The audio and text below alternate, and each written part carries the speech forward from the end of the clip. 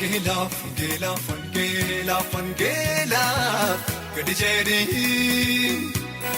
Fangela, Gadijeri,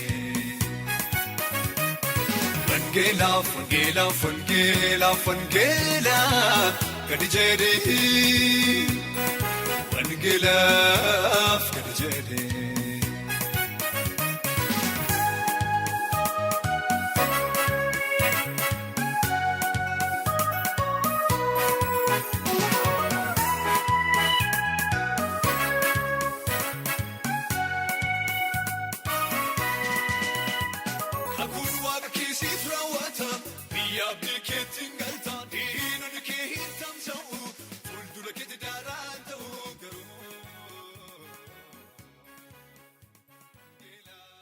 Tamjurtu nagaan isiniif haa ta'u.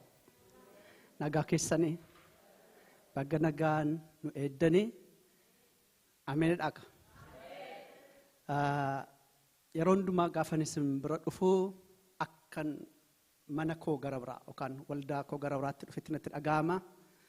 Yeroo hundumaan jedha kana yeroo hundumaa luba caalaattis nan himaa kallattii adda addaatiin wal argaa baanee I think zuumiidhaan wantoota adda addaatiin darbinee wal argaa baane amma immoo jaalala gooftaa ta'e akkasitti wal argine anillee gaggeessitootatti yeroon himee akkan garana dhufu jechuudha. Nagaa keenyatti nu himii jedhu haadhi manaan koo qabbanne jedhamti mee nagaa si fudhadhaa kamiifuu. Ijoollee sadiin qabaa isaanillee mana gooftaa keessaa tajaajilu. Akkasumas gaggeessitooti waldaa isinitti meera nagaa isaanii isinii dhaamu waaqayyoof galanna ta'u waa'ee yeroo kanaatiif gooftaa galateeffanna. Gidduu kanaa carraa isin gidduu lamaanitti argadhee sagalee waaqayyoo akkan isiniif hiruu gaggeessitootitti yaaddanii akka iddoo kanatti na afeertanii waaqayyoo isin eebbisu waaqayyoo gooftaan isin eebbisu kun carraa guddaadha. Lafuma dubbii waaqayyoo taasa'aniin sabii waaqayyoo bara akkasii kana keessa sagalee waaqayyoo taa'ee dhaggeeffachuun carraa guddaadha. Carraa kana waan na laattaniif carraa kanarraa akkan hirmaadhu waan na gargaartaniif waaqayyoo isin eebbisu. Gidduu kanaa macaafa Tasalonqee irra isa jiru walii wajjiniin ilaalla. Ergaa guddaa qaba macaafni Tasalonqee. Kanaaf isa walii wajjin ilaallaa jireenyaaf amantii warra Tasalonqee jedhee jalqaba boqonnaan tokkollee. Kanaaf jireenya keenya baay'ee wanti waaqayyo nutti dubbata jedhee yaadu jireenya keenya fookasii jireenya keenya irratti akka goonu nama bitaa keenyaaf mirga keenya tuun ta'in jireenya keenya akka nu ilaallu nu gargaara. Hin hojjetamna faarsaan hojjetamnee baane sagalee waaqayyootiin hin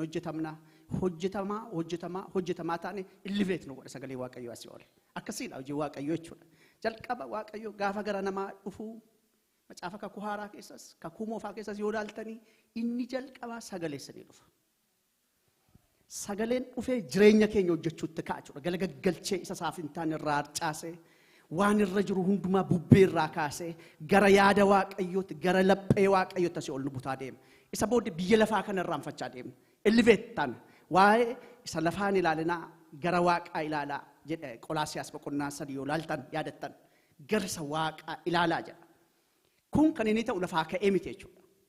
Lafaa ka'ee miti wantoota akkasii kan isaan ta'an akka sagalee waaqayyootti jireenya keenya jijjiiramaa. Humna waaqayyoo arganna sagalee waaqayyoo nu hojjeta restore nu godha san barbaachifne gubee baa Ibroota boqonnaa 4:12 irratti caafamee jiru jechuudha. Qara isaatiin hin kutaa asii ol nu kaasaa isa barbaachisu develop godha san barbaachifne nurraa fuudha yaada waaqayyoo gara keenyatti fida galabaa hundumaa nyaate jechuudha. Akkasi jechuudha. Sirriitti yoo dhaggeeffattan waaqayyoo isinitti dubbata. Mee macaafa qulqulluu kana keessaan boqonnaa tokko lakkoofsa 3 qofan dubbisaa isa booddee waaqayyoon kadhannee gara dubbii waaqayyoodhaan. Nuyi maqaa gooftaatiin hin dubbisa. Tasalonqee isa jalqabaa boqonnaa 1 lakkoofsa 2 ka'e. Nuyi kadhata keenya keessatti maqaa keessan oofnee yeroo hundumaa waa'ee hunduma keessanii waaqayyoon hin galateeffanna. Fuula waaqayyoo keenyaa abbaa keenyaa duratti hojii amantii keessan jaalalaaf dadhabuu keessan gooftaa keenya Yesuus Kiristoosin abdachuutti jabaachuu keessan hin yaadannaa jedha. Pointi kana sadan irratti haasofnaa intaayer macaaficha walii galaate kun ijoo macaaficha walii galaate jechuudha. In argite isin agarsiisa kana ergaa gurguddaa qaba. Jireenya keenya toopikii achirra isinii kaa'eera jedhee yaada ijoolleen tinaarra jiranii amantii qabannee jirrutti guddachuudhaan itti cimu yookaanis guddachaa deemu isa jedhu irratti walii wajjin ilaallaa kaayyoon isaa kana waan ta'eef mee gooftaa kadhannu gooftaan sagalee isaatiin akkana taasisa. Haleluuyaa. Haleluuyaa. Waaqa banamaa nuuf kenne giddu lamaan itti argami. Haleluuyaa. Haleluuyaa. Faarsaadhaan akka giddu lamaan itti argamteetti humni keenya giddu lamaan itti argamu. Bantii waaqa nuuf hasaaqamu. Maqaa Kiristoos Yesuus gooftaatiin namni sagalee kee akkasumatti hin dhaggeeffatin keessisaa akka gaafa Elzaabeet yaa Waaqayyo gooftaa macca Maaramii wajjin wal argite ulfi garaasee keessa akkuma inni utaale keessa keenya keessa kan jiru ayyaana kan utaalchisu keessa keenya keessa kan jiru dibata kan utaalchisu iddoo nu kufnee kan ol nu kaasu abdii keenya kan haaressu ulfina keenya irratti kan dabalu ifa kee gara keenyatti kan fidu ija keenya kan saaqu golgaa ija keenya irraa kan buusu humna gara humnaatti kan nu ceesisu ayyaana gara ayyaanaatti kan nu ceesisu humni sagalee keetii maqaa Yesuusin bantii waaqaa yaa Waaqayyo gargar kutee gara keenya haa dhufu jireenyi keenya haa jijjiiramu ollixuu keenyaaf ba'uu keenya gidduu lamaanitti addaddummaan kee haa mul'atu sagaleen kee billaadha sagaleen kee qara qaba sagaleen kee ifa sagaleen kee qulqulleessa sagalee koo waan dhageessaniif amma qulqullooftamantu jedhamee akkuma caafamee jiru qulqullummaan si biraa ta'e jireenya keenya argatu ana dadhabaa garbicha keeti gargaar nu giddu lamaanitti argame afuurri keenya gara dhugaa hundumaatti nama geessu inni dhugaa hundumaa nama barsiisu maqaa Yesuus Kiristoosin galgala kana gara keenya haa dhufu ati nu giddu lamaan hin jirtu taanaan foon namaatu haasa foonni namaa akkuma sila boleettiin koo kadhatte maqaa Kiristoos Yesuusin miilla kee jalatti kan kufe haa ta'u wanta haasa unnaaf malu arraba koo irra kaa'e dadhabbiin koo saba kee kanatti mul'atin ayyaanaaf ulfinaan nu giddu lamaanitti mul'atu humnaan akkuma kadhatamaa ture anis fuula kee duratti akkuma si kadhachaa ture maqaa Kiristoos Yesuusin akkaataa addaatti jireenya keenya keessatti mul'atu akkaataa nu hin yaanneen kallattii nu hin ilaalleen yaa Waaqayyo gooftaa karaa nu hin argineen yaa Waaqayyo blind spootii keenyaan nu taasise maqaa Yesuus Kiristoosin gaafa asirra galagallee gaafa waan tokko dhabnu asirra galagallee ulfina kee akka arguu dandeenyu nu gargaara mormi keenya sammuun keenya yaadi keenya ulfina kee akka inni argu jaalala kee nuuf haa ta'u karaati cufte qofatu hin ta'in karaati bante immoo akka arginu karaati nu dhorkine tu hin ta'in karaati baanu hin jette karaati bishaan nutti guuchiste tu hin ta'in karaati galaana gargar kutte immoo arguu akka dandeenyu nu gargaara ogummaa afuura qulqulluutiin jireenya keenya keessatti akkati mul'atu jaalala kee nuuf haa ta'u kan caban haa wal'aanaman kan abdii kutatan haa jajjabaatan kan meerra Waaqayyo jedhan kunooti ani jedhi isaanitti mul'atu ulfinni keenya giddu lamaanitti haa mul'atu satti nu jaallatti ilma kee gooftaa Yesuusiif jedhiiti maal jettan aameen waldaa guddoodha waldaan kuni akka seenitti dhalatte xiqqooshan isin background isaa nu barbaachisa waan ta'eef toppikii tokkotti yoon isin itti haasa'ee ishee dhumatu madaa keessan keessatti hafa yookaan hin irraanfattu jechuudha macaafa kana garuu hin irraanfattan macaafa hojii ergamootaatii wajjin walitti qabatee jira kun ergama Phaawulos yookaanis immoo ergama isaa lammattaatii wajjin wal qabatee jira second journey jechuudha deemsa wangeela Phaawulos wajjin walitti qabatee jira waldaan kun kan inni dhalate jechuudha akkuma yaadattan seera uumamaa boqonnaa tokko keessatti gaafa gooftaan kee Yesuus Kiristoos asii ol ka'uuf ka'ee bartooti gaaffii isaan gaafatan akka itti nu dhiiftee deemtaa jedhanii gaaffii isaan gaafatan isa booddee instructionii kenneef jechuudha waan isaan hojjetan afuura qulqulluu akka isaan argatan afuura qulqulluu gaafa argatan biyya lafaa kana hundumaa akka isaan wangeelaa waliin gaan kaayyoon isaanii kan akka isaaniif ta'e waa'ee biyya lafaatu hin ta'in waa'ee biyya waaqaa akka hojjetan mishiniin guddaan kan akka ta'e erga isaaniitti himee booddee boqonnaa lamatti afuura qulqulluu gadi bu'e boqonnaa lama afuura qulqulluun gadi bu'e boqonnaa sadiitti immoo akkuma isin yaadattan namichicha mana qulqullummaa bira jirutti achi humnaan isaan irratti hojjechuutti ka'e jechuudha humnaan utuu isaan irratti hojjechuutti jiru boqonnaa afur keessatti immoo hidhaman jechuudha maalan labdanii Kiristoosin cal jedhaa hin dubbatinaa jennaan isa argine isa dhageenya haasa'uu hin dhiifnu jedhan boqonnaa shan keessatti immoo yuunitii guddaa jira ture yaadadhaa yaada isaas hin qabsiisu boqonnaa shan keessatti immoo yuunitii guddaa ture afuurri qulqulluun isaan gidduu lamaanitti jira dhukkubsataan hin fayyaa rivaayivaaliin hin ta'a isaan gidduu lamaanitti isa booddee nuyi maaltu nu dhibe waan qabnu hundumaa gurgurree miilla isaanii jala keenye hojii Waaqayyoo hojjenne jedhanii waan qaban hundumaa gurguranii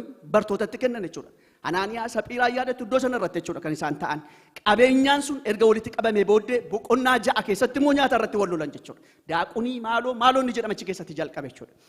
Utuu isaan akka ittiin jiranii boqonnaa 7 keessatti immoo Istifaanos dhagaadhaan rukutamee du'e jechuudha. Yaadadhaa. Kaayyoo Waaqayyoo boqonnaa 1 keessatti Yerusaalem Samaariyaa hamma hundee biyya lafaatti akka isaan deeman ture. Isa kana dhiisanii isaan waloo isanii mana keessatti isaan taa'utti jiranii humna guddaa ta'a boqonnaa 2:32 amma 47 irratti ilaaltan dinqii waldaa Gentiilsiiti garuu waldaa moodelii ta'uudha jechuudha. Humni Waaqayyo isaan gidduu lamaanitti hojjeta. Hafuurri qulqulluun isaan gidduu lamaanitti bu'a. Gaaddidduun isaanii nama fayyisa. Namni ol lixee manicha keessatti akka ol lixetti gadi hin ba'u. Wajjin nyaatu, feelooshipii qabu, hin tagga'u, hin kadhatu, miila bartootaa jala ta'anii baratu jedha. Boqonnaa 2:42-47 yoo dubbiftan jechuudha. Amma kana oyifatanii taa'uutti jiru isaan. Waa'ee gooftaanii hundee biyya lafaatiin ga'a wangeela isa jedhu irraanfataniiru isaan jechuudha. Kanaaf Istifaanos afaan isaa keessaa nyaatee isin kan fanniftan Kiristoos Iyyesuusin sana gaafa inni jedhu isa ka'anii dhagaadhaan ajjeesan jechuudha. Gaafa nachi dhagaadhaan du'u ari'atama guddaa ka'e. Ari'atama guddaan isaan irratti ka'e boqonnaa 8 irratti argitu. Hundumti isaanii balbala cufatanii biyya hanga biyyaatti baqataniidha. Afaan isaanii gabitu hin jedhin Kiristoosin dhugaabaa magaalaatti deemaniidha. Wanta Waaqayyo isinitti himee akka Waaqayyoof yeroo Waaqayyootti raawwattan yoo ta'e Waaqayyo abiddatti nu deemsisuu qaba. Abidda nutti kaasee ameen jedhi lakkisaa kana. Abiddatti qabsiisee biyya lafaa hundumtu magaalaa dhaqan keessatti wangeela labsan jechuudha. Kanaaf kaayyoo Waaqayyo isaanitti taasise achirraa jalqabe jechuudha. Hin deeman boqonnaa 9 keessatti jijjiirama isaa argitu, jijjiirama Phaawulos argitu, boqonnaa 10 keessatti Qornooliyoos namicha jedhamu doktrinii guddaa kan kaasee ormoota hafuura qulqulluudhaan guutamuu hin danda'amani Ayihudii duwwaatu fayya jedhanii meentaalitii kanaan gaafa isaan jiran Waaqayyo namicha ormoota ta'e kana hafuura isaatiin mul'ataan isatti dubbate humna guddaadhaan ormooti warri gataman warri nama hin qabne warri moggaatti gataman hafuura Waaqayyo gaafa isaan argatan gooftaan kan Yesuus Kiristoos Phexrosin konviinsi qobaatti gaafa inni godhee iddoo sanatti argina jechuudha. 11 keessatti waa'ee waldaa ormootaa yookaan Anxookiyaa gaafa isheen babal'attuuf Phexrosin argina tajaajila isaa jechuudha. 12 keessatti immoo gaafa Phexros hidhamee argina jechuudha. 13 keessatti mishiinarii Phaawulosiif Siilaas waamicha isaanii argina. 14 immoo akkasuma jechuudha. 15 keessatti waa'ee waldaa kiristaanaa warra Ayihudiitiif waldaa kiristaanaa warra ormootaa Anxookiyaa fa'aa jechuudha. Dhiiga nyaachuun tajaajilaan sanaan kan wal fakkaate Jeneraal Assembilii jalqaban jechuudha. Boqonnaa meeqa keessatti? 15 keessatti jechuudha. 16 ka'een isinitti agarsiisama. 16 ka'ee mishiinarii Phaawulos isa lammattaati. Waldaan kun achi keessatti kan isheen dhalatte jechuudha. Achii ka'aniitu gara Lixraa deemanii boqonnaa 2 keessaa isa booddee Ximootiyoostu nanna qabatee achi 16 irra jiran. Boqonnaa 16 lakkoofsa 6 keessatti Isiyaatti akka deemuuf yaalanii hafuurri qulqulluun hin deeminaa isaaniin jedhee Xiroo'aadaa dhaqanii isa booddee namichi tokko abjuudhaan isaanitti mul'ate Meqodooniyaadha jechuudha. Namichi tokko itti mul'ate harka isaa bal'isee nu gargaari namatti hin jedhu tokko argan jechuudha. Akkaataa warri Bible School carraa argitanii gaafa aktisiin baratamu yeroo hundumaa aktisii macaaffii hojii ergamootaa kuni biriijiidha. Tajaajila gooftaa keenya Yesuus Kiristoosii fi ergamoota tajaajilli isaanii kontiiniyuutii tajaajilli gooftaa akka inni godhatu jechuudha. Yeroo hundumaa namni hafuura qulqulluudhaan guutama gaafa macaafa kana baratu. Yeroo baay'ee jechuudha. Litiraallee yeroo baay'ee jechuudha. Isa booddee gaafa isaan achi deeman namichi tokko abjuu isaatiin harka isaa bal'isee nu gargaari jedha. Nu gargaari gaafa jedhu daayimeenshinii isaa jijjiiree gara Yuurooppiitti akkas inni dhaqu jechuudha. Waan opportunity qabnuuf waan yeroo qabnuuf dhandhees yoo lallabne Waaqayyoon gammadu beektuusin sa'atiif yeroo sa'atiif fedha isaa keessatti hojjeta Waaqayyo. Wantoota sadii beeka yeroo hundumaa jechuudha. Kadhata keenyaafoo fedha Waaqayyo, yeroo Waaqayyo, karaa Waaqayyo. Nirraanfatinaa waan isinitti himu nirraanfatinaa dubbii guddaadha kun. Fedha Waaqayyo yoo fedha isaa ta'e isiniif raawwata. Ni ameenedha. Yoo fedha isaa akka fedha Waaqayyootti jedhamee caafamee jira waan ta'eef fedha isaa beeku lammata yeroo isaa beeku. Sinii godha, sinii raawwata. Haa ta'u malee yeroo keenyaan utuu hin ta'in yeroo isaatti bareechee wanti hundumtu bareedaa ta'e ulfina isaatiif akka mul'atutti. Fakkeenya Yohaannis boqonnaan 11 kadhata maaramii fa'aatutu deebi'ee gaarii ture moo gooftaan keenya Yesuus Kiristoos hooldi godhee guyyaa 4 reeffi ture boolla keessa gaafa guyyaa arfaffaa ka'uutu caalchisee Waaqayyoof ulfina kenna. Dhukkubsataa fayyisuu moo du'aan du'a keessaa ka'uutu caalaa ulfina Waaqaaf kenna. The same is true. waan ulfina isaatiif ta'u waan qajeelaa kallattii kamiin godaannisa kan hin qabne kallattii kamiin seelkoo kan hin taane kallattii kamiin ilaalamee galagaggalamee guutuu kan ta'e jireenya keenyas mana keenya irrattis hojjeta Waaqayyo. Mee ameen. Akkuma kana iddoo kana irratti hin ta'u jedhee isaan deebisee jechuudha. Gaafa isaan deebi'anii gara Meqdooniyaa gaafa isaan deemanii Meqdooniyaa jechuun hiyyeessaa rakkataa deegaa gargaarsa kan barbaachisu harka namaa kan eeggatu jechuudha hiikisaa jedha. Kanaaf gara sanatti deemanii gara sanatti gaafa deeman immoo dubartii ariifii ta'e taate tokkotu argame. Maqaan ishee Liidiyaa kan jedhamtu dinqii Waaqayyoof kan hojjettu bizinesii kan qabdu achirra kan jirtu qaxxannaan dhufanii walitti ba'an. Ishee dhaga. Jirtu mana namoota akkasii. Waldaa adda addaa keessa jiru abiddi wangeelli kan isaaniin deemu mana Waaqayyoo gateettiitti baatanii kan deeman kan hin dadhabne abiddi isaanirraa kan boba'u Waaqayyo isaan eebbisu. Maqaan isaanii yeroo baay'een ka'u garuu mana Waaqayyoo keessatti jilba isaaniitiin jireenya isaaniitiin taalentii isaaniitiin humna isaaniitiin dubartiin kun dubartii akkasiiti. Nan du'a nan maraadhaa yoo mana koo dhuftan malee ani isin hin gadhiisutti hin cuuphamanii mana ishee dhaqan jechuudha.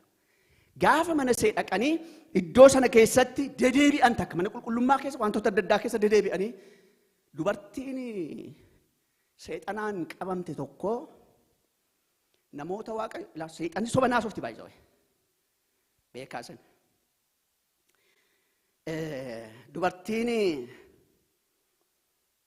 Dubartiin seexanaan qabamte tokko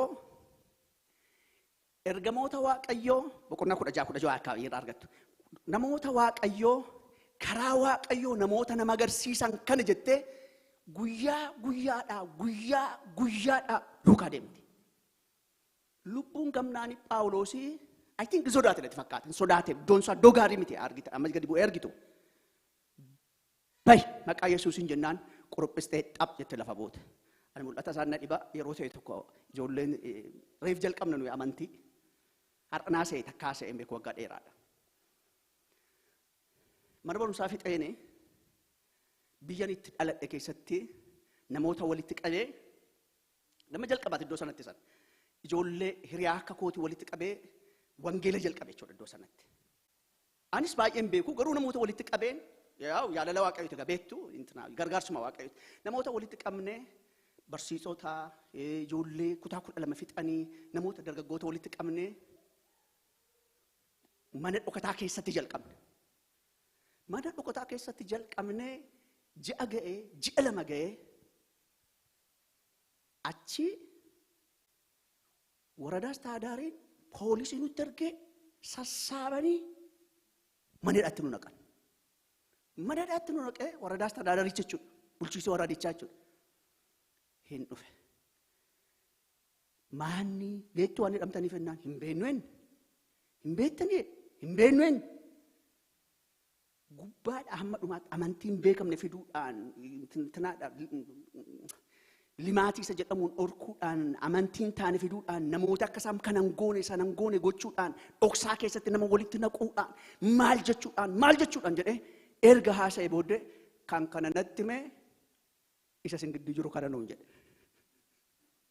Nu gidduu lamaan taa'ee waan nu goonu hundumaa utuu wanti tokko hin hafin nu wajjin ari'atamuutti jira jennee teenya nu gidduu lamaan taa'ee waan hojjenne tokko utuu nambisin qat godheettame. Sobamoo dhugaadhaadhaan dhugaadha wanta naasa'edha. Phaawulosiin ife nuuniif ni guyyaa sana. Tunuu ifeeyyuu Waaqaaf goonee laftuu nuun ga'u ture. Phaawulosiif garuu in ife ta'u. Dhoksaan kun in ifeef jechuudha. Isa booddee dubartittiin gaafa isheen kuftuu galii namootaa waan ta'eef magaalatti qabanii reebichatti ka'an jechuudha. Erga reebanii booddee mana hidhaatti naquudhaaf gaafa isaan dhufan Phaawulosiif Siilaas hin dhokatanii warri hafanii namichi tokko maqaan isaa eenyu kan jedhamu 17 jiraanti fakkaata. Yoon argadha.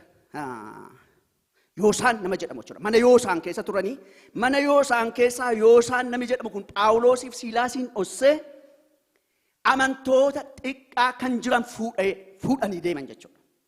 Isa durammoo Phaawulos akka amala isaatiitti mana qulqullummaa keessa dhaqee du'aa ka'u Yesuus Kiristoos dhugaa ba'ee dubartoota beekamoo kan ta'an jedha. Achirraa dubartoota beekamoo haasaan isaanii kan fudhatamu safara keessatti kan kabaja qaban baay'een isaanii konviinsi ta'anii Gooftaatti amananii itti aanseeti kan dubartii kun dhufte. Mana hidhaatti nam'anii Phaawulos faana achumaan baqatanii deemanii jarri sun tumamanii maaliif qabsiiftan jennaan magaalaa deeman hundumaa galagaggalchaa deemu iddoo kana dhufanii magaalaa keenya galagaggalchuutti jiru jedhanii isaaniin kasasanii aktuaalii yeroo gabaabaa booddeen sokkanii waldaan kun boqonnaa 17 irratti akka ittiin ijaaramte jechuudha. Maaliif barreeffame barumsi kun? Wantoota sadiif barreeffame. Isaanis nutti agarsiisa. Tokko boqonnaa 3. Egaa kana caalaa obsu yeroo dadhabnetti nuyi mandara Ateenitti hafnee warra kaan gara keessan akka isaan dhufan murtoo goonee jedha. Boqonnaa 3 lakkoofsa 3. Maan Phaawulos kan inni sodaate? Tokko wantoota 3. Amantiin boqonnaa 3 lakkoofsa 2. Amantiin akka isin jajjabeessuuf Ximootewoos ergi tokko. Cimsee akka isin gorsuuf 2. Inni nama qoru isiniin immoo hin qora yoo ta'e. Walakkaadhaan fuudhe lakkoofsa 5. 3 warra macaafa baafattan. Wantoota kana 3 hubachuudhaaf dhaqe. Tokko maan amantiitti akkasiin jirtan adda baasuudhaaf.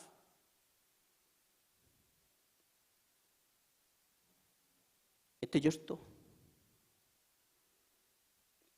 Abidda keessa dhaabatanii, gidiraa keessa dhaabatanii, ari'atama keessa dhaabbatanii, tumamuu keessa dhaabbatanii, waldaa baay'ee umuriin isaa baay'ee gabaabaa taate. Amantii isaaniitu hin gatin, dhugaa isaaniitu hin gatin, Kiristoosin hin gatin. Ximootewoos gaafa dhaqee ilaalu boqonnaa 6 irratti argitu waan isaan fakkaatan. Jira amantiin keessan. Gooftaan jalqaba isin dhageessan akkaataa isaan itti dhaga'an jedha macaafa kanarraa. Akkaataa isaan itti dhaga'an dinqii ture. Akkaataa adda akkaataan Gooftaan gara isaaniitti dhufe. Akkaataa isaan itti fudhatan. Akkaataa isaan Gooftaatti amanan. Attamitti amantan akkamitti fudhattan Gooftaa kana. Maatiyos boqonnaa 8 dubartii dhiigisee waggaa 12 dhangala'u tokkotu utuu namichichi Iyooriyaas jedhamu tokko fuudhee deemuutti jiru galgala tokko amantii seetiin yaada seetiin ani Gooftaa bira dhaquu hin danda'u. Maaliif Old Testament keessatti dubartiin dhiiga qabdu Gooftaa qabachuu hin dandeessu, nama keessa dhaquu hin dandeessu. Ani uffata isaa yoon qabe nan fayye jettee amantee uffata isaa dhattee qabde jedha. Uffata isaa gaafa dhattee qabdu humni isa keessaa ba'e isheen fayyite jedha. Gaafa isheen fayyitu dhiigi isheen dhaabbate jedha. Dubartiin kun Gooftaa lafatti gantu qabdi hin qabdu dhiiga ishee yaadatti waan ta'eef. Akkamittiin godaannis akkamittiin jireenya keessan keessa dhufe. Eessaas hin argate du'a akkamii keessaas hin baase. Godaannis akkamii jireenya keessan keessa baase. Lafa guute lafa isiniin cabe meeqa keessaas hin oolche. Bowwaa meeqa keessaas hin oolche. Du'a meeqa keessaas hin of galche. Karaa meeqa keessaas hin deebise Gooftaan. Hin yaadattu gattanitti muqqabdu. Amantii isaanii hin ganne jedha kun. Amantii isaanii hin ganne. Horiin hin gachisiisaa. Silxaan yookaanis taayitaan hin galchisiisaa, hojiin hin galchisiisaa, biiziidhaan manan dabalee, mucaan dabalee, jireenyan dabalee, sanan dabalee, kanan dabalee, hiriyaan mukaa baalli hin galchisiisa. Wanti Gooftaa nama galchisiisu kumaatamatti hin dhumu. Wanti nurkaa buusu artifishaalii kan ta'e akka nu dhugaatti hin jiraanne. Akka nu Gooftaatti hin jiraanne, akka nu amantiitti hin jiraanne, akka nu dhugaatti hin jiraanne, komitmentiin keenya akka inni dhugaa isa kaleessaa akka hin taane, jaalalli nu Waaqayyoof qabna akka kaleessaa akka hin taane, tajaajilli keenya manummaadhaan akka hin taane, hin shawwanna faayama.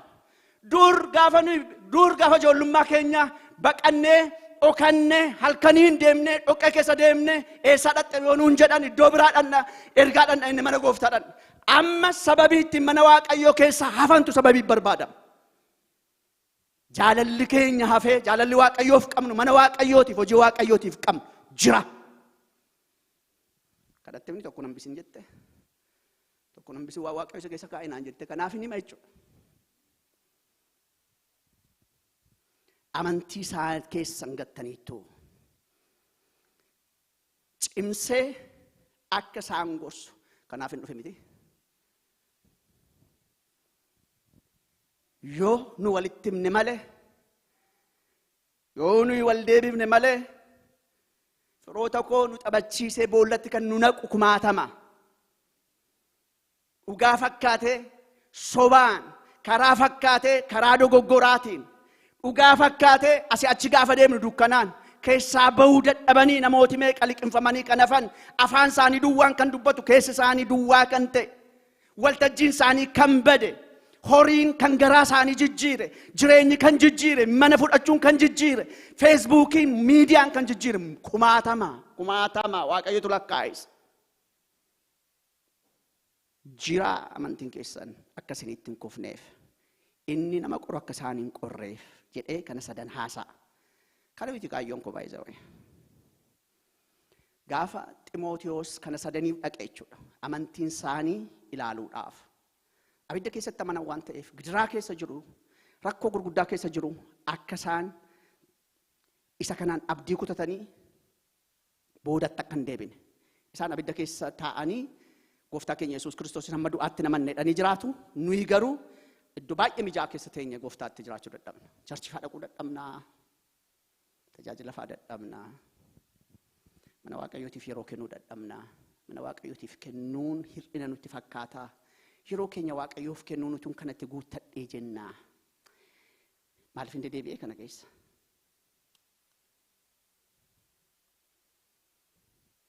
Commitmentii isin qabdan, jaalala isin mana Waaqayyootiif qabdan, jaalala isin Waaqayyoof qabdan, jaalala obbolootaaf qabdan, jaalala mana Waaqayyootiif qabdan, hojii mana Waaqayyootiif ba'aa isin qabdan hir'atee jira taanaan sibtami boodatti deebi'uutinne. Waan tokko kompromaayiz hin godhina. Waan tokko. Maal nu barbaachisaa? Deebi'u mana Waaqayyootti.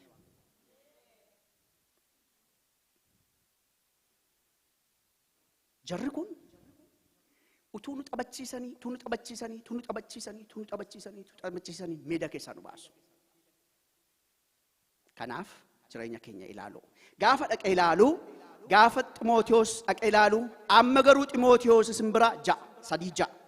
Amma garuu Ximootiyoos isin bira gara keenya dhufee waa'ee amantii keessanii, waa'ee jaalala keessanii hiikoo qaba. Oduu gaarii nuuf fideeraa. Lakkoofsa 6. Akka nuyi isin yaaduutti jiru isin caalchistanii waa'ee keenya akka yaaddan, maal nyaatu, maalitti jiraatu jettanii gidiraa keessan keessa darbitanii tajaajilaa keessan nuyin akkasi nu yaaduutti jirtan beennaa. Kanaaf akka nuyi itti isin yaadne qixxee umurii keessanitti utuu hin ta'in guddinni keessan garmalee asii ol ka'ee jira. Isiniin gidiraan biyyoo isiniin nyaachifne, isiniin hin kuffifne, boodatti isiniin deebifne, Kiristoositti ruuti akka isin taatan hundeen keessan akka inni jabaatu godhe malee isa jedhu barsiisa jechuudha. Kanaaf barreeffamni kaayyoo macaafa kanaa kana jechuudha. Maqaa keessan oofnee yeroo hundumaa waa'ee hunduma keessanii Waaqayyoon galateeffannaadha. Phaawulos kadhataa afur kadhate, kun garuu galata. Wantoota sadii argina as keessaa. Isa kanarratti haasa'uu barbaade. Reefin ergaa koo keessa lixa jechuudha. Wantoota sadii argina. Hojii amantii keessanii. Your work of faith. Jaalala dhama'uu keessan. Your labor of love. Gooftaa keenya Yesuus Kiristoosiin abdachuu keessan. Abdii isin isarratti qabdan. Naakaa era laata amantii naa keessaniitu ta'e. Mee naakaa varsii kana Qorontoos jalqabaa boqonnaa 13 hojjedhu. Piilarii kanaati kun. Amantii qabamnee jiraachuu. Amantii jaalala abdii. Qorontoos jalqabaa boqonnaa 13 lakkoofsa 13 baasaa. Ilaala. amantii jaalala abdii argitu achirraa jechuudha. Achirrattis piilarii guddaa ta'e akka inni jiru argitu jechuudha. Hojii amantii keessanii jaalalaan dadhabuu keessan gooftaa keenya Yesuus Kiristoositti jiraachuu keessanii jedha. Fuula Waaqayyoo duratti amantiin keessan akka hin kufne, amantiin keessan akka jabaatu, gooftaatti amanachuun keessan akka inni cimu, wangeela lallabuudhaan, Kiristoositti jiraachuudhaan wanti nama qoru hundumaa keessa darbee abiddaan qoramtanii, ilaalamtanii, amantiin keessan dhaabachuu keessan kan inni ittiin beekamu gidiraa keessatti isaanii. Gidiraan, rakkinni, persekueshiniin dhuunfaa akka maatiitti qabnu bifa nutti godha malee nu balleessuudhaaf miti. Eenyummaan keenya dhugaa maagnifaay akka inni ta'u. Faarsaa 66 yoo argitan bishaan keessa na baaftee, miila koo na hiitee, galaana keessa na baaftee, akka abidda keessatti na buuftee, akka warqee qortee na ilaaltee, bishaan keessa na baaftee, abidda keessa na kaaftee, bishaan keessa na buuftee, abidda keessa na baaftee jedhee akka penduleemii gaafa taphatu argitu jechuudha iddoo sana keessatti. Akkan hin deemne miila koo na hiitee, namoota gateettii koo irra deemsistee, namoota akka isaan hamaan irratti godhan yaaddee, sana hundumaa keessatti na ilaaltee garuu nan dhiifne jedha. Namoota akka ittiin jiraatan Waaqayyo akkaataa inni itti asii ol fuudhu beektu. Eewu qaqqabu akka hin dandeenyetti eenyummaan isaanii inni dhugaa erga calalamee bee booddee ulfina Waaqayyootiif jiraachuun isaanii amantiin isaanii akka hin gatamne erga argee booddee Waaqayyo akka gadi deebi'uu hin dandeenyetti mataa isaanii asii ol fuudha. Ulfinni gooftaadhaaf haa ta'u.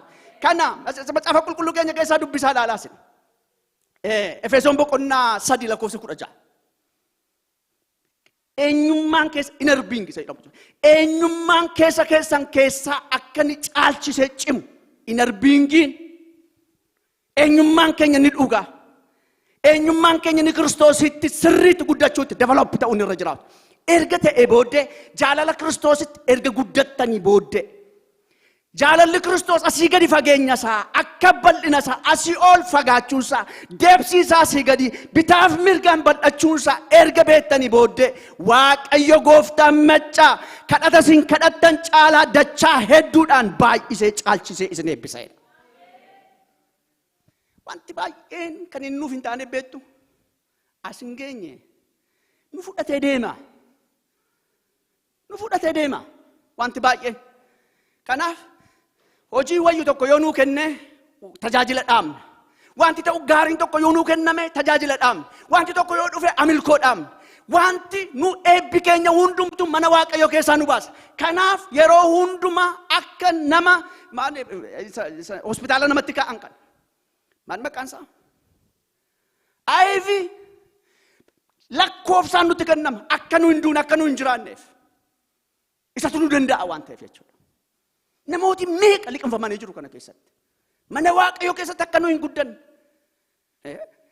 Lafa kana nan tochoosaa sagalee Waaqayyoo hagee keessatti lafa kana nan tochoosaa wanti lafa kana keessa jiru hundumtuu kan kootu ormoota gara keessanitti nan fida. Qabeenyaa guuranii gara keessan dhufu. Kanaaf isinin eebbisa warqeen kan kooti meetiin kan kooti jedhu. Maateriyaalii lafaa yoo barbaaddan. Inni jalqaba Waaqayyoon barbaadudha. Yaada Waaqayyoo barbaadu ulfina Waaqayyoo keessa bu'u. Waan sirrii argachuudhaaf karaa roongii irra deemna yeroo hundumaa. Waan sirrii waan barbaanne argachuuf yeroo hundumaa karaa roongii irra deemna. Kanaaf nuyi Waaqayyoo waliin galu bara jireenya keenya. Amni itti ganneen du'u. Kan du'u hin barbaadu. Laattu ijoollee keessanitti milaacci. Yoo attan boose shaama qabsiistanitti laattu. Haadha sirrii miti yoo itti laattan. Kanaaf akka inni nu fudhatee badu hin barbaadu jechuudha Waaqayyo. Yeroon kun yeroo hamaadha. Yeroo amantiin baay'ate, yeroo sobii baay'ate. Yeroo raajiin sobaa baay'ate, yeroo jajjabeessuun sobaa baay'ate. Yeroo waldaan kiristaanaati biyyi lafaa wal fakkaate. Kamiin akka ta'e yeroo si waliin beenne. Asiin faarsa. Walirkaa fuudhee cidhammoo argitaniitu yoo ta'e, cidha yoo argitanii hin sirbamaa warri kaan immoo ta'e asii qabdu ta'e hin beeku, akkasii qabdu ta'e hin beeku. Warri sun immoo ta'e hin taa'u, warri zammaran immoo lafaa ka'u, walirkaa immoo fuudhu, gateetti rukutuunis jira. Confused.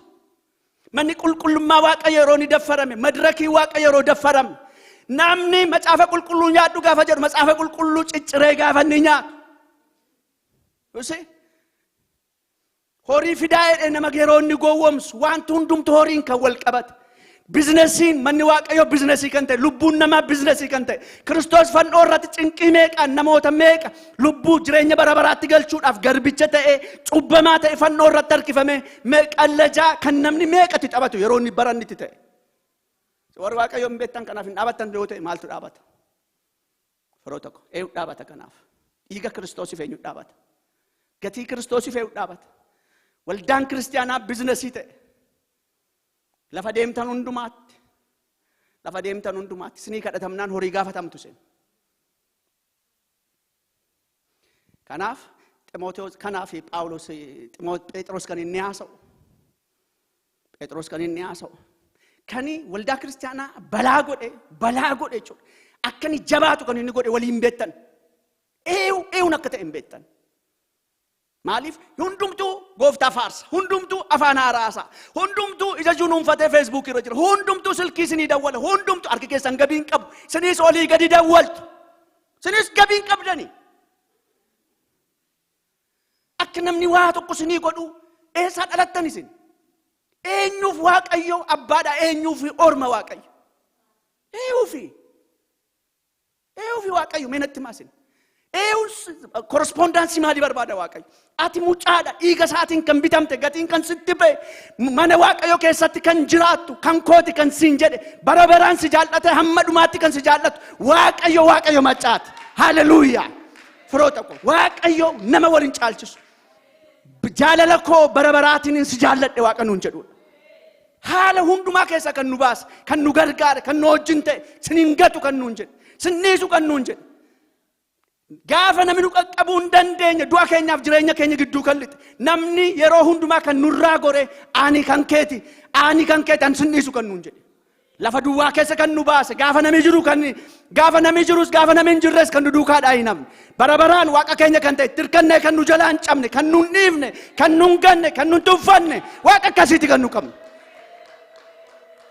Waaqa kanaaf simaa baloo nu barbaachisu nuyi. Amantii keessan waaqayyo irraa qabdan miidha malee wanti gara biraan hin jiru. Namni meeqan fayya jedhamee namni meeqa du'eera. Namni meeqan sooromta jedhee karaarra deemee kadhataa jira bara kana keessa. Eessa jirra? Yeroo kamiin caalaa amantii keenya aleellanne kan nu itti jiraannu amma. Ani isinitti hima. Dhimmoota kana yeroon kun yeroo baay'ee fokkisaadha. Firoota koo yeroo gadhee keessa waamamne mana waaqayyo keessatti. Yeroo gadhee. Nama beekuu hin dandeenyu dhugaa nutti taasa'a ta'e. Kanaaf yeroo akkasii kana keessatti waaqayyotti siquu nu barbaachisa. Phexros nan sila isiniin jedhe. Waamicha isaa dinqisiisaadhaan Phexros lammattaa boqonnaa tokko lakkoofsa 3 hanga 5tti. Phexros lammattaa boqonnaa tokko 3, 4, 5. Yoo dubbifattan dhaxxaniisa jechuudha. Waamicha isaa dinqiidhaan. Boolla keessaa isa sin baase seexanaaf hojjechuu keessaa isa nu baase Efesoon boqonnaa 2. Seexanaaf utuu fiiddanii biyya lafaaf utuu fiiddanii namni nurraa goree namni nu barbaadu dhabame waan meeqan utuu fiiguutti jirru harkisaa hiixatee nu baasee mucaa koo jedhee ulfina nutti godhee qulqulloota nu godhee hafuura isaatiin nu dibee ayyaana nuu kennee nu jiraachisee mana isaa keessa waltajjiidhaan nu dhaabee waaqayyo ulfinaaf waaqatti nu ga'uuf ka'edha. Isa kanaaf wanta isinitti jiraattan hunduma sinii kenneera nutritioneedha. Kan ittiin fayyitan, kan ittiin difeendi gootan, kan isin ittiin jiraattan, kan isin ittiin ceetan. Maal isin gochuuf? Nama waaqayyo isin gochuuf, jireenya bara baraatti isin galchuuf. Jireenya bara baraatti gaafa galtan immoo nanna Kiristoos keessaa akkasin hirmaattota taatanii mootummaa isaa keessa jiraattaniif. Boollan taane tokko keessaa nu baasee asii ol nu dabarsee mirga Kiristoos nu kaa'ee jira. Maa gadi gototamna? Maaliif asii gadi gototamna? Firoota koo. Nagaan nu isatti qabnu, jaalalli nu isatti qabnu, gargaarsi nu isatti qabnu, waan meeqa nu qabee jira. Hiriyooti baay'ee nu duukaa dhaafaniiru, namooti meeqa nu duukaa dhaafaniiru, kan nu gorsan meeqa nu duukaa dhaafaniiru, waan meeqa sii goona kan jedhan nu nyaataniiru adaraa nus kan namaa nyaanneera. kan nun dhiifne, kan nun ganne, kan sinsinni nutti hin qabamne, kan nun tuffanne, bara baraan kan nu wajjin ta'e, yoo qabaannes, yoo dhabnes, gadi buunus, ol baanus, gaararra deemnus, namni nu dhiisus, fayyaattis, dhukkubattis, abdii kutannaattis, kallattii hundumaatti, bara baraan kan nu wajjin dhaabatu ilma Waaqayyooti. Kana sagalee Waaqayyoo singatu sin dhiisu kan inni jecha jedhu kan sakadha. Singatu sin dhiisu his promise. Tasa waan dhiifamtan fakkaachuu dandeessu, yes. Waan Waaqayyoo callisin jalaa jedhe fakkaachuu danda'a, eeyyee. Tsiyoon garuu Waaqayyoo na dhiifteetti, Waaqayyoo na dhiiseera, nagateera jette. Ani gammatumaa dubartiin deessee mucaasee miixuudhaan C-sectioniidhaan du'aaf jireenyaan deesse irraanfachuu dandeessiire? Dandeessiyoo, dandeessi. Namni isee gargar citee miixuu guddaadhaan ji'a 9 gijiraa argite mucaa deesse. Bineensu mucaa isaatiif nyaatama. Dandeessi. Kompeer gaafaaf godhu haadhaa wajjin. Kompeer gaafaaf godhu. Eeyyee. Haadhi moo eeyyee. Hirriba dagaa, hiriyaa dagaa, jaalalatu see dagaa, isheen irraanfachuu dandeessi. Ani garuu sin dagadhu. Haleluuyaa. Harka koo irratti si mallatteesseera. Harka koo irratti yeroo hundumaa fuula koo dura jirta. Yeroo hundumaa. Haleluuyaa. Waaqayyo nan dhiisodhaame harka keessan tochoo isaati. Waaqayyo nan gatu jedhame. Sagalee keessan guddisaati. Seexanatis hin doorsisa. Yeroo hundumaa sinitti ni maan. Likkin seexanaatti maniiti. Afaan nama hidha. Waaqayyo nan gatu. Jedhaani. Waaqayyo anaaf haadha kooti. Waaqayyo anaaf abbaa kooti. Ayxulam. Banee huneeta jedha Phaawulos argitanii banee huneeta haalan keessa jiru keessatti galee jedhe ulfina isaa ana keessaan mul'isuudhaaf jedhe. Ari'ataa ture mitiire namoo kan gijirsu namni kan ittiin sinne disaayiphiliin gooftaa kan baqatan haala akkasii keessa nake lixe jireenya koo keessa lixe meesaappi godhe ulfina isaatiif kan hin taane baase jedhe. Ana qodaa ulfinaa godhe mana isaatiif jireenya isaatiif kan na eeggatu ana garbicha isaa godhe na dhaabeedha. Kan kee keessas akkasitti lixa. Abdii kutattee abdii kutannaa kee keessa lixee waan ta'ammirii godha. Dhukkuba si keessa jira, dhukkuba kee keessa lixee ulfina isaa mana keetti agarsiisa. Gaaratu fuula kee dura jira, gaara si duraa baasee ulfina isaa sitti agarsiisa. Iyesuus Kiristoos gooftaadha. Haleluuyaa. Kanaadha gooftaan kee Iyesuus Kiristoos. Isin kaayyoon qabu sin ho'isuuf miti. Hojjanii irra akka godhatan miti. Dhugaan sagalee Waaqayyoo kanaadha. Waan tokko hin daballean. Macaafa qulqulluun isinitti hime. Wal tuttuqaa wal jajjabeessaa waan jedhuuf. Suni galee wal tuttuqaa wal jajjabeessaa waan jedhuuf. Namni kanatti amane riqicha hin cabnetti amane. Ergamaan haaraan maal jedhaa? Ergamoota hin beekamne liyyuu fixrattedha afaan Amaariffaatiin. Ergamoota hin beekamne jechuun namni tokko UFO unknown flying object isa jedhan jechuudha. Biyya kana keessa yeroo baay'ee odeeffama kun. Isaanii yoo ta'e ergamaa Waaqarraa yoo ta'e Waaqayyo kakuu naaf kakate sin jiraachisa sin ceesisa kan naan jedhe. Utuu namni meeqa coqqolu akka inni naan taane namni meeqa seexanni mukaa baallitu haasa'u. Utuu an dadhabaa ta'e utuu beeku nama wayitti hin galle ta'uu beeku utuu nama mariisisin siif ta'a jedhee naaf ajaje. Kanaaf mareen nama kaamii, mareen nama meeqaa, mariyaan nama meeqaa, seexannolii gadi dhaa'uun kakuu Waaqayyoo anaafis siifis nambisu. Ofitti amaneeti. Ofitti amanee raawwate jireenya keenya keessatti. Ameenedha. Yesuus Kiristoos gooftaadha. Kanaaf jireenya keenya keessatti amantii kana qabaannee jiraachuudha.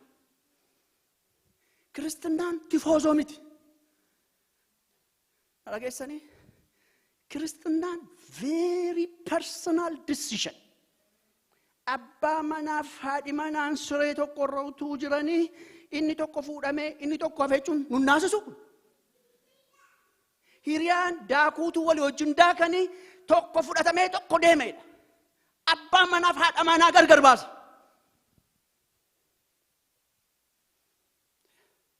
Namoota 1000 al tokkicha namoota 50 kan boojuudhaan Nabukadnezar fuudhee deeme. Ijoollee dargaggoota 3tu dhaabata. Walitti maniiru I don't know. I think shaakalchiseera Waaqayyo ijoollee sana.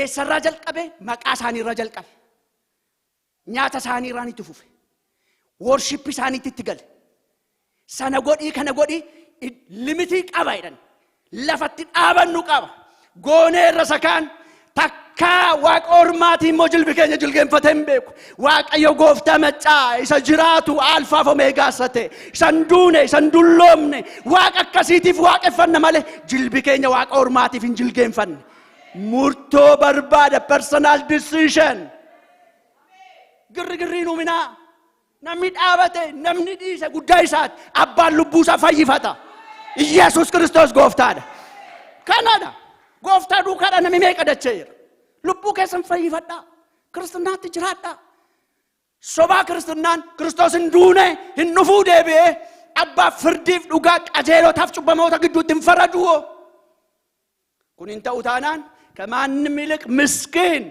eenyuun caalaa namni gadi deebiin gadadoon ana jedhe Phaawulos gadadoon ana fa'i boleetti koo buzee fa'i boleessa koo luba caalaa fa'i jechuudha hin dhufa jennee kor bara jireenya keenya warra laachuutu jiru ግን ይመጣል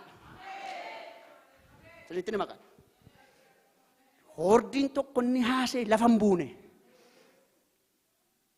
isne bari'u sa'atoota gidduu lamaanitti raawwachuutu jira wanti gooftaan jedhe kanaaf sa'aatii dhumaarra irra bishii lafa confusionii keessa gaafa seen jirtu abdii kutannaa keessa gamdeessu Miss USA tokko dhageessaniitu yeroo darbe tokko Miss USA as New York jechuudha 2019 Miss USA kan taate fooqii 60 irraa asii gadi doggaduuf darbatte miidiyaatti alaafiidha miliyeeneriidha aksesii miidiyaa qabdi wanti ishee googilii godha laala maal qabdaati garuu laphee dhiibdee jiraatta hundumaa kan qabu Kiristoos Yesuus gooftaa keenya waan ta'eef nagaan keenya isaan guutuudha bafqaadu gooftaan si eebbisu waan dinqii faarfattee gadi buutu garaan keenya raafamu haleluuyaa tifoozoodhaan namanni nuyi Yesuus Kiristoos fayyisaadhaan duukaa deemne sirriitti meerate hin beeku yeroo ta'e tokko diisii kanatti walga'iin intina namni hundumtuun fiigaa sinitti meerate hin beeku I think sinitti meerate fakka namni hundumaan fiigaa namni hundumtuun fiigaa abashaan tokko ilaalee abashooti baay'ee fiigu nayyeellee ituu makiinaa ofoo isa booddee maal mee qoyme ka'een fiiga mee qoyme paarkii godhee tikee hinkee sosokkoon siqee ምንድነው የሰው የሚሮጠው ይደን ጋፈደደ ዝም ብሎ ይሮጥ ባክኔ ራሴ አላቅም ጀደን ዝም ብሎ መሮጥ የለምኛ ሪቫይኒ ኩቱ ዳፊና ነው ካዮ ጎፍታ ዳንገው ዳፍ ደምና ነው አከመንተ ቦታ ከኛ ካዮ ቀምና ነው ጋልመ ቀምና ነው ለፈት ደምኑ ቀምና ነው አብዲ ቀምና ነው ቢየለፋ ከነረት ነሞተ ሂዳመ ይሩ ሰሙንከኝ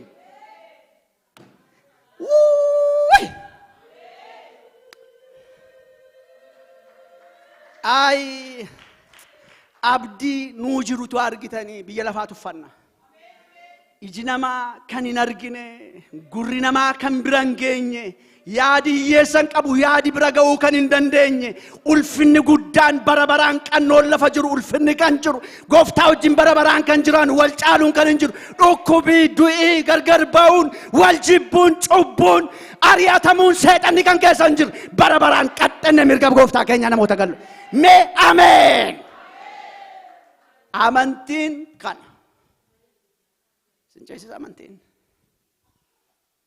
ግድራዳ ግድራ ከሰን ቡሉ ከሰ ደርቢና ማለ ኑ ሆጀቴ ደርባ ማለ ኑ አጄሴን ደርባ ከሳ ኑ ሆጀቴ ነመስሪ ኑ ጎዴ ኮንፊውዥኒ ከሳ ኑ ባሴ ዋቀዮረት አመናውማ ከኛ ጉድሴ ቢፈኑት ጎዴ ኑ ጉድሴ ወራካን አከኑ ጎርስ ኑ ጎዴ ጴጥሮ ዱብሳ ቆሮንቶስ ለማተበቆና ተኮ karaan rabe namooti garabran akkan isaan barsiisuuf jedhe namoota gadda akkasii keessa jiran akkan isaan jajjabeessu jedhe ana kana keessa nagalche jedhe kana keessa na baase jedhe warra kaaniif barumsa taane warra kaaniif ulfina taane warra kaaniif ibsaa taane warra kufeef kaasuudhaan jajjabeessuudhaan kana keessa baane waltajjiin keenya atuunni nu jalaan gabaabbatin gooftaa duratti akka nu jiraannuuf nu gargaara nu balleessuudhaaf miti nu hojjechuudhaaf nu balleessuudhaaf miti nu guddisuudhaaf nu balleessuuf miti intinaa keenya gulantaa keenya si ol kaasuudhaaf, maqaa keenya kaasuudhaaf, nu wajjin hojjechuudhaaf, meeshaa gaarii nu godhachuudhaaf,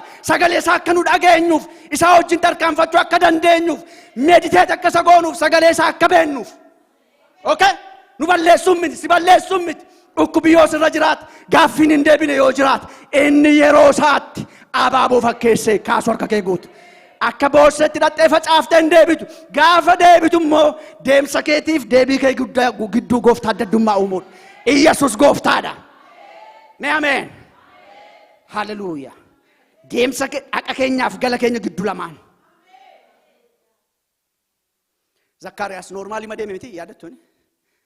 Bakka እንደተለመደው ይጣተረቡኤ ምናምን በቃ አደመናው ጅኑቱ አሳደሙ አብያታ ረቡኤ አብያታ ደኒ ከጉንትናንሳ ሳኝንሳ አብያታ ረቡኤ ይጣቡኤ እንትና ከሳ ኩታ ከሳ አብያታ ረቡኤ አብያታ ረጋፉ ወሬ አብያታሞ ሜ ዘካርያስ አቀተው ሊጠደኒ ሜ ዘካርያስ ወልጢን ከነማ ፈካታ ስለዚህ ከነማ ፈካታ waaqayyotu ixaasaa fuudhe utuutin beekin revival hin beekne keessatti utuun beekin visitation waaqaa keessatti utuun beekin mana kee keessatti gooftaa argite utuun beekin ruutiinii jireenya keetii keessa utuu jirtu gooftaa utuu tajaajiltu I don't know maaliif manatti itti mul'anne gooftaan yeroo hundumaa kadhatu yeroo hundumaa tagga'u jireenya qajeelaa jiraatu waaqayyoon dura seeraaf seerrata waaqayyoo eegu achi dhiisee tajaajila isaa hundumaa poos godhee daaqunii nutu alaa waccitu paasterii gadabraa nutu alaa waccitu nabiyyi nutu alaa waccitu gaafa akka galagalu rivaayivalii jira ergamaan miskiina tokkoof nama eenyummaa isaa hin beekne biyyicha keessatti tuffatamaa dhabduu jedhamtee dubartii tuffatamtu rivaayivalii ta'a maal jedhaan namaa wajjin dhiisee ergamaa wajjin haasa.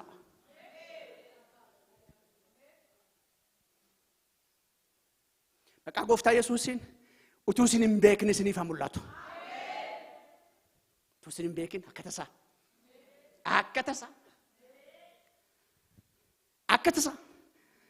Ameenidha.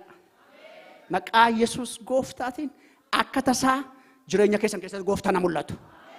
Maqaa Yesuus Kiristoosiin akka tasaa utuu isin hin beekin bultii keessan keessatti gooftaan haa mul'atu. Garaarraan jechuutu jira. Ameen jedhaa fudhadhaa. Akka jedhu bara kana. Sagalee gaafa fudhatan jedhaasas no problem amantii keessan ni barbaachisu amantiin keessan akka hin kufneef wangeela boqonnaa 5 wangeelli nu isiniif lallabnee humnaan hafuura qulqulluudhaan sagalee duwwaadhaan gara keessan hin dhufne inni immoo sababii keessaniif namoota attamii taatanii akka isin gidduutti deddeebine hin yaadattu akkamittiin isin gidduu lamaanitti akka deddeebite akkamittiin isin guddaa church kana keessatti wanta gurguddaan ta'e raamlu bacaala an kan yaadadhu busee barasiin tajaajilaa turte mucaan qiddii jedhamtu iddoo kana keessatti miti amma beera Dr. Asaffaan argine kunootiin qiddii Dr. Asaffaa biroo mana keessanii baannee finneen miilli ishee hojjechuu didee paralaayizii taate jedhamte nami miiqa kadhatee waldaan kun kadhatee nami miiqa boo'e mana Dr. Asaffaa fa'i bireefaa biraa baannee fidhaan baadheera as keessaa mana kana keessatti galchine Iyyesuus Kiristoos isa manni qorichaa konfiyuuste wanti meeqa kan dabal waaqayyo yeroo hundumaa dhuga ba'umsa isin gidduu kaa'u malee hojjetu. Injirtaniis mee namoota beektan kan qiddiin koo kunootiin qiddeechuun abbaa teessanii sobu kunootiin nu gidduu lamaanitti baatamtee dhuftee takkatti lafa kaate. Isin balatti nuti fallegaannu. Humna anigaa isan keessa jiru jechuudha san arge. Warra kadhate keessaan tokko hundama keenya kadhatetti naanna'e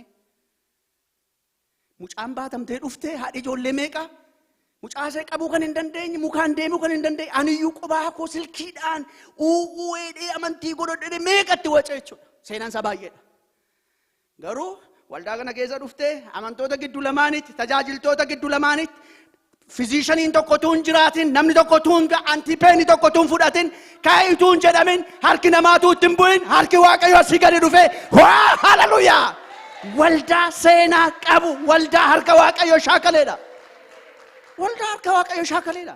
Waldaa Waaqayyo san gidduu lamaan deebisu seenaa miti kun. Warra adiitu ta'e hin xaafu kana. Waan meeqa? Tu yaadattanii buzee nutu kaatee asuftee tu luba caalaan kee yaasee waan meeqa? Hin jiru Waaqayyo gidduu lamaan. Hin jiru Waaqayyo gidduu lamaan. Har'an hojjetu Waaqayyo. Meerka keessan fuudhaatiin hojjeta jedha. Har'an hojjetu Waaqayyo gidduu lamaan. Kunootoo masrajaan. Humnaan, ayyaanaan. Na yaadadha. Indoon guyyaa sana kwaayirii tokkoof kadhanneeru. Kwaayiriin ayyaanni Waaqayyoo asii gadi isaan irratti bu'e. Humni guddaan isaan irratti asii gadi bu'e. Ayyaana guddaadhaan waldaa kana gidduu lamaan harki Waaqayyoo gaafa ni deemu. Visible gaafa namooti mul'atan jechuudha. Gaafa iji namaa argu gooftaa maqaa Yesuus inni gidduu lamaan itti haa ta'u. Hin dulloomnu, hin dulloomina. Yeroo malee hin dulloomnu seenaan haasofnu har'ayyuu Waaqayyoon hojjeta. Mee haleluuyaa! Har'ayyuu Waaqayyoon hojjeta. Har'ayyuu nu gidduu lamaan itti hojjeta. Amantii qabaadhaa. Yesuus Kiristoos gooftaadha. Diisittitu obboleettiin tokko charchumaan tajaajilutti jechuudha. Kidnii stoonii jira ture kaleessa keessa jechuudha. Isa booddee mana qorichaa dhaqxee gama du'aa taate mana dhadhee kadhanneef. Nana malee baqqaatti. Hin baafne isaanii kan X-rayidhaan kan intinaadhaan carrariidhaan minaamin hin kadhanne. Kadhannee manatti deebi'u koo yaadadhu. Mana ga'u kooyyuu. Afuurri Waaqayyoo waaqarraa asii gadi dhufee darbate keessaa bahe. Evidensii wayya miti ani evidensii malee hojjedhu yeroo baay'ee naa ergite xaxarii iskiriinii irratti dispilay goone nama meeqatti ittiin fayyisanitti himuu hin danda'u. Nama akka seetii gara biraan qaasinitti hima. Nama akka seetii gara biraan amantiin ulee wal hirkaa fuudhuudhaan dullaa qimibbiidhaan hin daddarbaan beektu akka ibsaa daddarbaan. Obboleettii gara biraan probleemii kana kan qabdu jirti. Rakkina kana jechuudha. Qaxaroo kenneef hakiimiin ani kalee koo keessa jira inni see fayyise ana maaliif nan fayyisu koottaa naa kadhadhaa jettee achi beeka inni obboleessi tokko qabadheen ofiisa keessa galchine maqaa Kiristoos Yesuusiin hafuura Waaqaatti argineera. Dhiibi hafuura Waaqaa maqaa Yesuusiin nan dhasee keessaa dhiibi maqaa Yesuusiin wajjin hin bultu ajajneeran. Hin galtee manatti galle. Akka godha ta'e I think. Baay'ee humna guddaadhaan penetrate godhe. Itti ayyisiist. Xeel jennaan xaxariin poppoo keessa. Amantiin hin darba. Amma seenaa fagoo miti kan isinitti himu. Baay'ee dhiyoo very recent. Waaqayyo. Kasadhaan wangeelli. Akka jedhu wangeelli nuyi isiniif labsine humna hafuura qulqulluutiin. Maaliin jedhaa? Humna hafuura qulqulluutiin. Isin gidduu lamaanitti dhufe malee sagalee duwwaadhaan miti. Sagalee duwwaadhaan miti. Amantiidhaan. Amma teessanii ankoommoo isa jedhu miti. Akka godhata laaba hafuurri Waaqayyoo.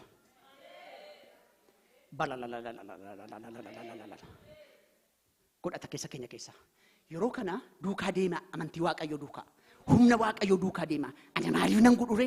Ana maaliif hin fayyure? Ana maaliif nan tuqure? Ana hafuuraan maaliif hin guutamure? Ani maaliif akkas hin ta'ure? Ani isaan keessa maaliif nama tokko hin ta'u? Akka ittiin guutama namni. Humna qaba dhukkubsataa fayyisuudhaaf. Humna qaba ayyaanaa nu dibuudhaaf. Humna qaba mogolee keenya jabeessuudhaaf. Humna qaba restore nu gochuudhaan. Humna qaba nama biraa nu gochuudhaaf. Humna qaba lafaa nu kaasuudhaaf. Humna nu qaba biyya lafaarra keessa nu jiraachisuudhaaf. Humna qaba sagalee Waaqayyoo nutti haasa'uudhaaf. Iyesuus Kiristoos gooftaan. Amantiin keessan maal fakkaata? Waa'ee amantiiti kun kan inni haasa'u. Waa'ee amantiiti. Yoo amantan har'allee dhukkubsatootaaf hin kadhan.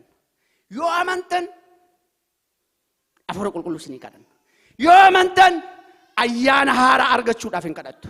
namni tokko harka isin irraan godhu ofii keessanii lafaa kaatanii kadhattu hafuurri waaqayyo weef jechaa isin gidduu lamaan deema humnaan ayyaanaan mallattoo isinitti agarsiisaa humna isinitti agarsiisaa kun hojii namaa miti hojii hafuura qulqulluuti maaliif akkas ta'eere kanaa barbaade waaqayyo saba isaa kaasuu saba isaa deemsisuu remanantii godhee dhaabu biyya lafaa gateettii isa waaqayyo wajjin qixxeeffate yeroo fakkaatu biyyi lafaa waaqayyo cal jedhe baranni itti fakkaatu biyyi lafaa meerrere waaqi keessa yeroo inni itti nuun jedhu gaafa barbaadu waaqayyo satattane teessoo isaa irraa ka'a garuu warra isaa wajjiniin ka'uu barbaada waaqayyo Iyesuus Kiristoos gooftaadha ameen kanaaf amantii keenya waaqayyoon duratti kaasuun nurra jiraata humna qabaachuun nurra jiraata amanuun nurra jiraata sagalee waaqayyo gaafa gara keenya dhufu convict nu godha regenerate nu godha restoration nu godha yeroo kana lafaa kaan hafuura isaatiin jireenya keenya irratti hojjechuutti ka'a mee ameen jedha mee ameen mee ameen yekaane kadhannu ree deeqaatu qabnu keessatti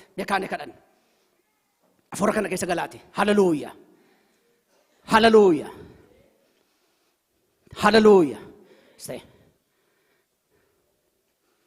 rana maskel karada da barabashede de da boss proda basen klida antroda basen porana bashada da bars pera basen klida antroda basen jake sambanuudhaan waaqayyo isinitti dubbachuudhaan iddoo isin kuftanii isin kaasuudhaan humna haaraa deebisuudhaan dhukkubsataa fayyisuudhaan dibata haaraa kennuudhaan waaqayyo isin gidduu lamaan itti deebi'a mee amanaatika garaa keessan gara gooftaa harka keessan gara gooftaa haleluuyaa haleluuyaa afuura gooftaa nu gidduu deddeebi'i afuura waaqayyo nu gidduu haleluuyaa haleluuyaa sagalee keessan kaasaa amantii keessan asii ol kaasaa asii ol liveettaa gara waaqayyo ilaalaa ija keessan gooftaa irra kaa'a akkuma amantii keessan isinii ta'a haleluuyaa proda ante rabaskel karada da borabashan poda basen brada baskal karada bashada da bos proda basen antrada basan jedaka lisani keessan inasa aga keessan gara gooftaa torfuudha tusin jirtani sin tuttuqutti ka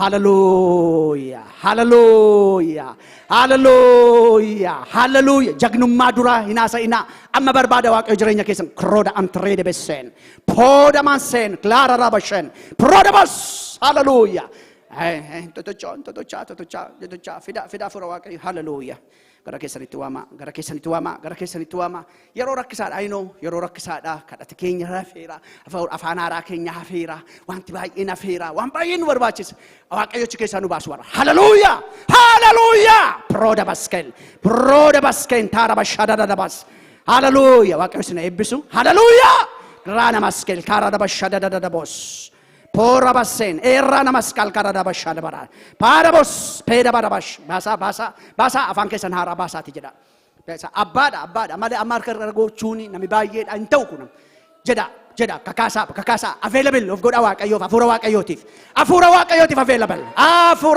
available roda basken kara bashada bos roda bas hallelujah basa sagale kesan basa Jesus Kristus gooftaan ኢየሱስ ክርስቶስ ጎፍታ ሃሌሉያ ሃሌሉያ ሃሌሉያ ፕራና መስቀል ካራዳ ባሻዳ ዳዳ ቦሰን ቦዳ ባራ ባሸደ ደደ አንትራዳ በስ ፔና አንታራ መስቀል ካራ ባሻዳ ዳዳ ቦስ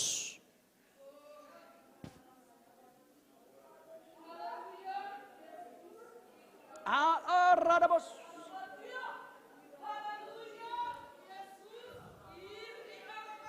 ጎሽ basa yeroo wayyu haalli wayyu kana duwwaadha haleluuyaa haleluuyaa parada bashkal karada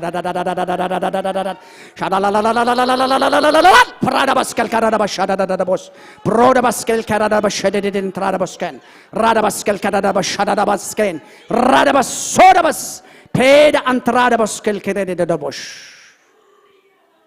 hey trada basken tara bosen rana asteda bashada da bos